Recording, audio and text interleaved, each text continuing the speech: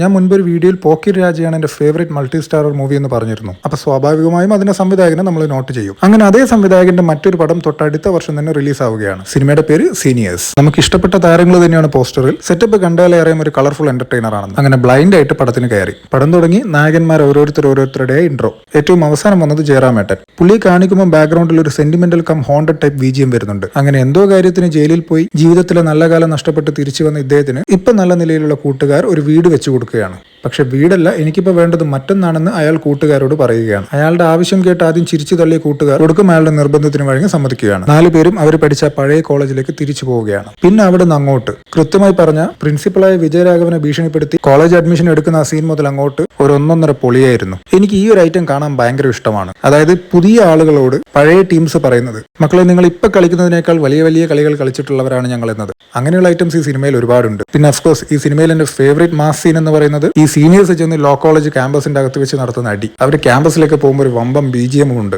And വളരെ unexpected ആയി ആ ഫൈറ്റ് സീനിൽ എന്നെ ഏറ്റവും ഇംപ്രസ് ചെയ്തത് കുഞ്ചാക്കോ ബോബനായിരുന്നു. പിന്നെ ബിജു മേനോന്റെ വക ഓടിക്കരുതെന്ന് പറഞ്ഞിട്ടില്ലടാ എന്നും പറഞ്ഞുള്ള ഒരു അടി. പിന്നെ ഈ അടി കഴിഞ്ഞ പാട് ഒരു കളർഫുൾ പാട്ട്. എന്നാൽ ഇടയ്ക്ക് വെച്ച് പത്മപ്രിയെ കാണിക്കുമ്പോൾ എവിടെയൊക്കെ കുറച്ച് മിസ്റ്ററീസ്.